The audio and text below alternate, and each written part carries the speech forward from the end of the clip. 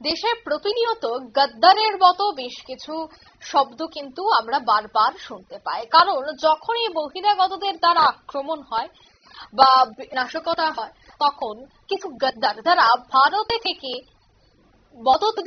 মদত দেয় পাকিস্তান বা বিভিন্ন জঙ্গি সংগঠনকে, এই ধরনের বিষয় কিন্তু বারবার উঠে আসে। আবারও এক গদ্দারের খবর উঠে এসেছে। আর্মি ক্যান্টিনে থেকে সমস্ত খবর আইএসআই কে দিত এক ব্যক্তি। জয়সলমীরের গ্রাম থেকে ধৃত পাকিস্তানি গুপ্তচর, যে ভারত থেকে সমস্ত কিছু কিন্তু আইএসআই কে খবরাখবর দিত। ধৃতের মোবাইল থেকে উদ্ধার হয়েছে আইএসআই এর শীর্ষ কর্তাদের ফোন নম্বর, এবং সেই ফোন নম্বরে সে প্রতিনিয়ত যোগাযোগ করত এবং কথা হতো দীর্ঘক্ষণ।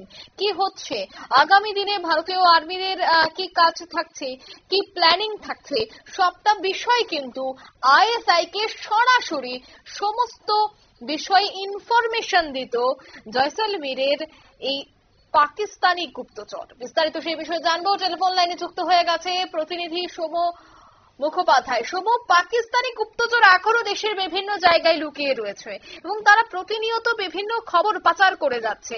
আবারও একই খবর উঠে এসেছে, কি জানতে পারছো?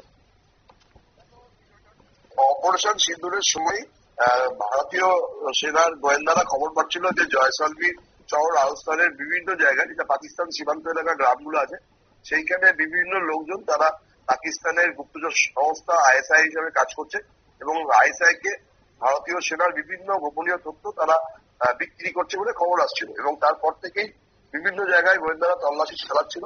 গতকালকে জয়সলমীরের একটি গ্রাম থেকে, সেটি পাকিস্তান সীমান্ত একটা গ্রাম, সেখান থেকে জীবন খান নামের এক ব্যক্তিকে গ্রেপ্তার করেছে মিলিটারি ইন্টেলিজেন্সের গোয়েন্দারা।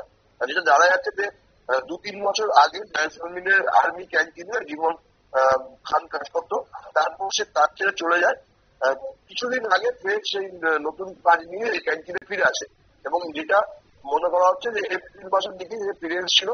এবং গত মঙ্গলবার দিন মিলিটারি ওই যে আর্মি ক্যান্টিন, তার গেটে কর্তব্যরত সেনাবাহিনীর জওয়ানরা হঠাৎ লক্ষ্য করে যে একটু আড়ালে গিয়ে জীবন খান পাকিস্তান নিয়ে কিছু কথাবার্তা বলছে এবং সঙ্গে সঙ্গে তাদের সন্দেহ হতে জিজ্ঞাসাবাদ করা হয়।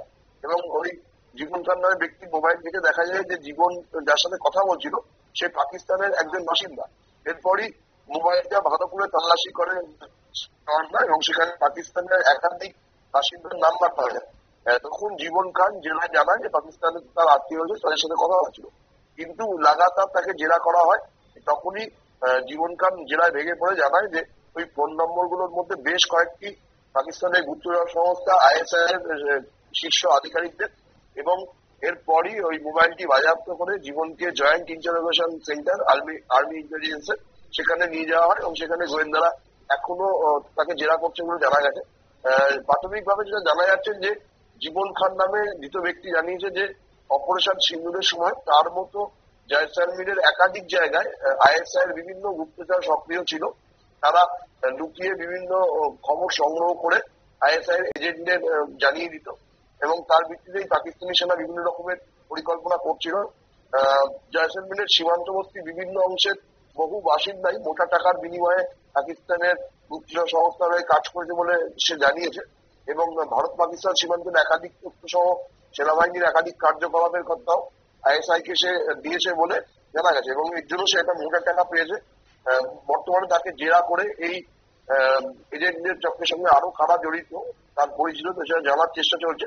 তবে একটা জিনিস প্রশ্ন হচ্ছে যে এইভাবে আর্মি ক্যান্টিন বা সেনাদের গোপন জায়গাতে যদি এইভাবে পাকিস্তানি গুপ্তচর থাকে, তাহলে ভারতের নিরাপত্তা কতটা সুরক্ষিত সেটা নিয়ে একটা প্রশ্ন উঠছে। অঙ্কিতা, একদমই ধন্যবাদ। অর্থাৎ এই গুপ্তচররা প্রতিনিয়ত কিন্তু দেশের বিভিন্ন জায়গায় রয়েছে এবং তারা প্রতিনিয়ত খবর পাঠাচ্ছে আইএসআই কে।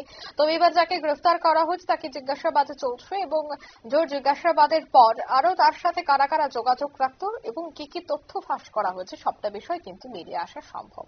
নিয়ে নিচ্ছে ছোট্ট একটি বিজ্ঞাপন বিরতির সঙ্গে থাকুন।